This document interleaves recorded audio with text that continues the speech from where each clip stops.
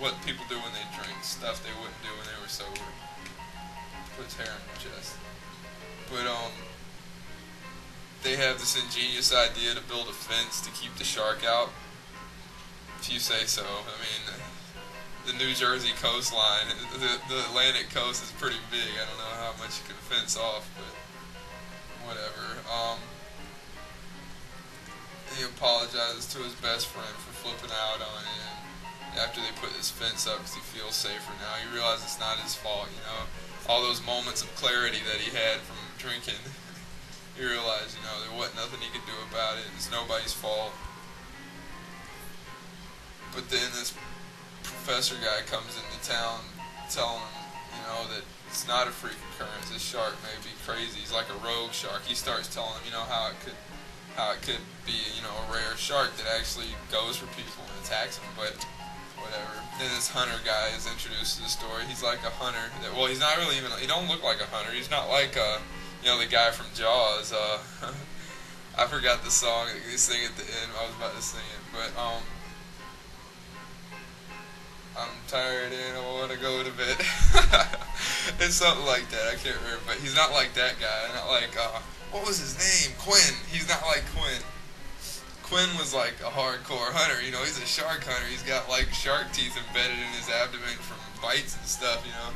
But this guy looks like, you know, like one of those safari dudes with a round hat. You know, he looks like he's never been outside in his life.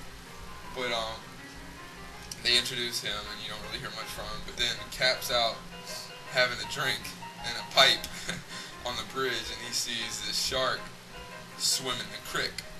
Creek is old time for creek. He's like, oh, there's a shark in the creek, there's a shark in the creek. And he gimlies his way towards town and tells everybody, and they just laugh at him. And he's like, well, I gotta do something. So he gets in this dinghy and he goes up and down the creek trying to get people out. And of course, it's the hottest day of the year. So everybody and their mother, scared of the ocean, goes and jumps in the creek.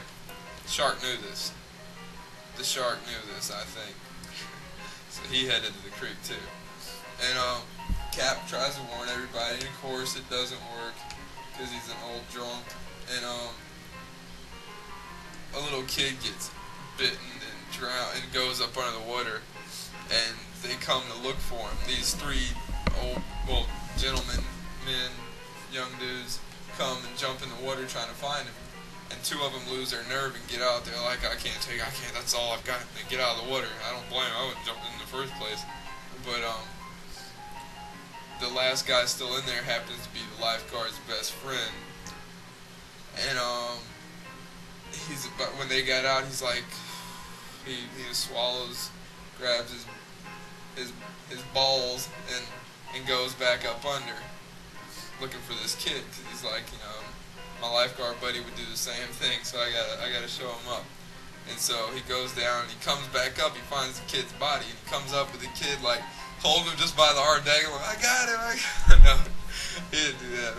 That's what it looked like, you know. He just came up with the kid. The kid's dead, so it didn't matter. And of course, right then he gets yanked back under by the shark. They save him. Well, they get him out of the water. And put him on a train. And they take him to Asbury Park. The lifeguard's with him. He tells the train, dude, don't stop for any stops. Just drive straight through. It takes 30 minutes. But on the way, he dies. And of course, the lifeguard's like, no, I gotta kill Jaws now. I mean, me and Chuck, we're gonna have to tango. And in the meantime, another kid got killed. Actually, this kid got bit, but Cap saved him. Of all people, Cap.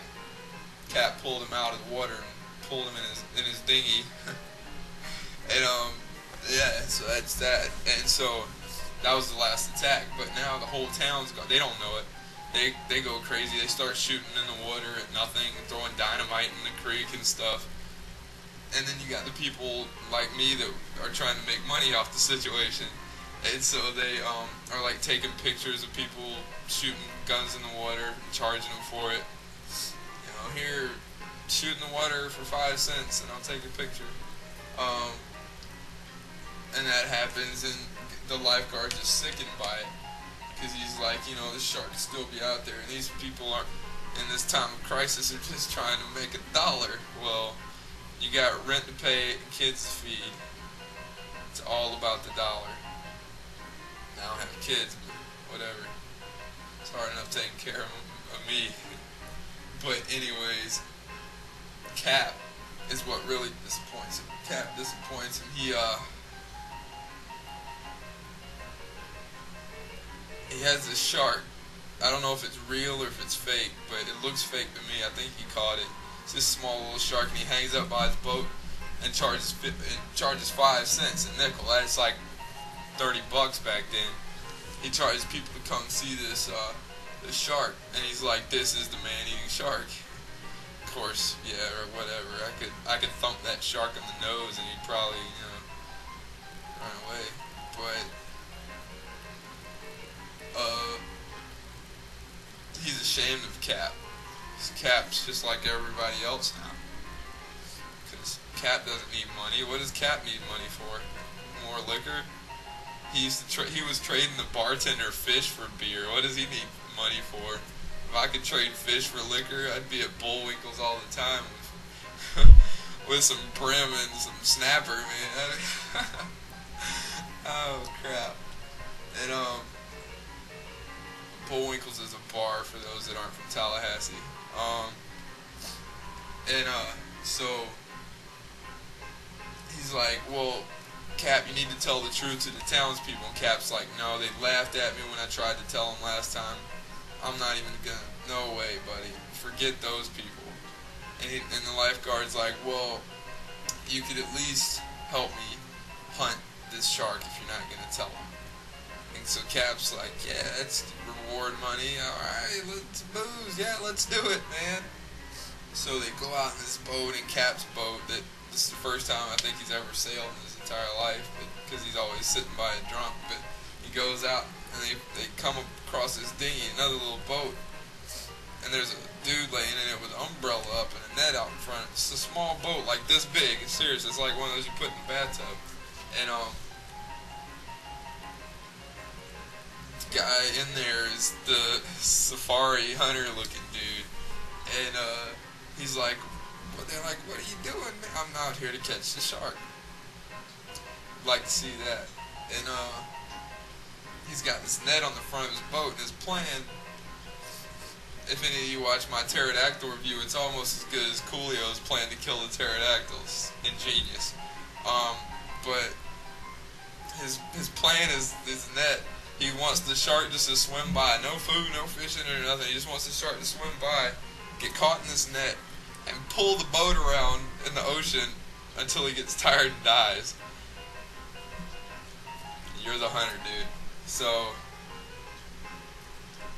and you